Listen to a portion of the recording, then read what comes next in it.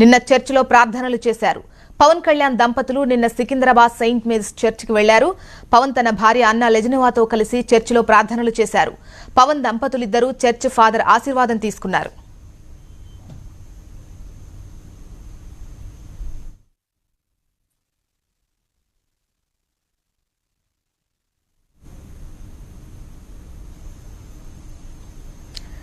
నిన్న Poland ambassador Adam Burakowski Pawan Kalyan ను జనసేన కార్యాలయంలో సమావేశమయ్యారు. తర్వాత పోలాండ్ రాయబారి దంపతులతో కలిసి పవన్ దంపతులు సెయింట్ మేరీస్ చర్చ్కు వెళ్లారు.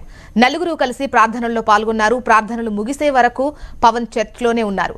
తర్వాత ప్రేక్షకులారా అందరికీ వందనాలండి. మీరు ఈ వీడియో చూశారు కదా. పవన్ కళ్యాణ్ గారు ఏ విధంగా దంపతులు తన భార్యతో పాటు చర్చ్కి వెళ్ళి ప్రార్థన చేయించుకుంటున్నాడు.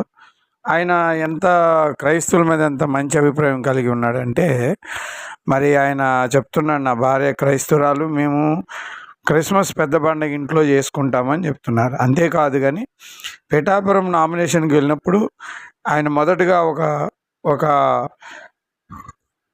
ఒక సహోదరితో ప్రార్థన చేయించుకున్నాడు. ఆమె చేసినప్పుడు బైబిల్ గ్రంథం యెషయా గ్రంథం 62:3 చదివి వినిపించింది. అది పట్టుకొని ఆయన వెళ్ళి పబ్లిక్లో కూడా బైబిల్ చదివి వినిపించిన ఏకైక రాజకీయ నాయకుడు. నిజంగా దేవుడే ఈయనకి ఎంచుకున్నాడని నాకు అర్థమవుతుంది. జగనాయంలో జగన్ ఏ రోజు బైబిల్ చదవలేదు, కానీ పబ్లిక్లో ఆయన పైగా అన్ని దేవతలను ఆరాధిస్తుండేవాడు. కానీ మరి ఎప్పుడు కూడా పాస్టర్లకు ఏమైనా వాళ్ళ మీద దౌర్జన్యం అత్యాచారం జరిగిన ఆయన ఎప్పుడు మాట్లాడలేదు. కానీ నాకేమనిపిస్తుందంటే, నిశ్చయంగా పవన్ కళ్యాణ్ గారు క్రైస్తవులను ప్రేమిస్తున్నాడు, క్రైస్తవుల కోసమని ఆయన స్టాండ్ అవుతాడని. అదండి. Thank you very much. Video మొత్తం చూడండి. నా అభిప్రాయం నేను తెలియపరిచాను. మరి నిజంగా మీకు లైక్ అయితే సబ్స్క్రైబ్ చేసుకొని లైక్ కొట్టండి. మీరు కూడా వీడియో కంప్లీట్గా చూసి మీ అభిప్రాయాన్ని కామెంట్ రూపంగా తెలియపరచండి. Thank you very much.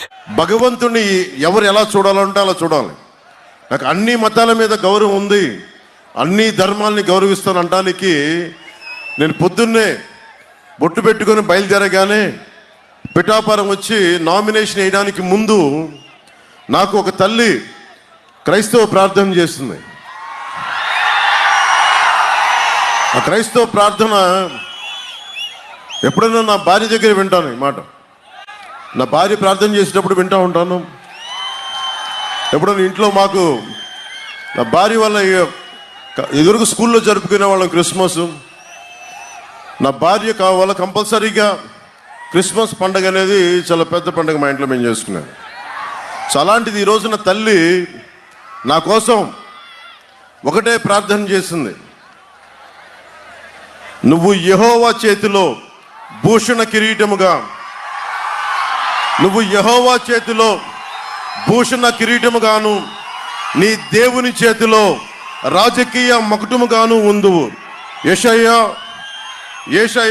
62:3 దీని మీద ఆవిడ ఈ ప్రార్థన చదివి నాకు ఆ దీవుల్ని ఇచ్చిన తల్లికి పాదాభివందనాలు చేసి మరి బయలుదేరాను.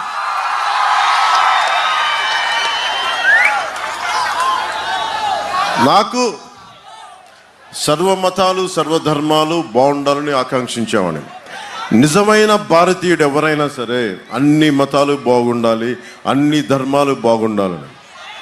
సో ముందుగా సర్వమతాలు నాకు సమానం, సర్వధర్మాలు నాకు సమానం అని చెప్తూ మీ అందరికీ ఒక్కొక్క మారు ధన్యవాదాలు, హృదయపూర్వక నమస్కారాలు తెలియజేసుకుంటూ, పొద్దునే ఇందాక మాట్లాడాను, అక్కడ అంబేద్కర్ గారితో జై భీమ్ వినిపిస్తా ఉంది నాకు.